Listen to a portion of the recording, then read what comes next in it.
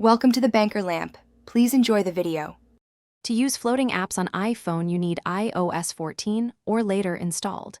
Many native apps like Safari, FaceTime, and Apple TV support picture-in-picture. Some third-party apps also offer floating windows through their own controls.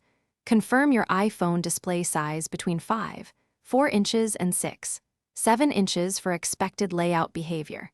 If a video does not automatically enter Pi-P, enable the feature in Settings. Open Settings. Tap General and then Picture-in-Picture, then toggle Start Pi-P automatically to On. Start a supported video, then tap the Picture-in-Picture icon to detach it. Alternatively, swipe up to the home gesture to send the video into a floating window. Drag that window to any corner for ergonomic viewing while you use other apps. Use a 2-finger pinch to cycle the player through 3 sizes: small, medium, and large. Tap the floating player to show playback controls and return to the app. Swipe the window to the screen edge to hide it while audio continues playing.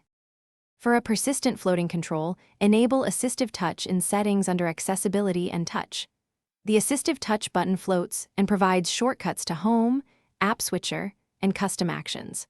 Customize the top-level menu to add double tap or long press app shortcuts for quick access. Some third-party floating apps ask for overlay or screen capture permissions. Grant these only for trusted apps. Monitor battery use, because persistent overlays can increase power draw, and update iOS regularly for best floating feature behavior.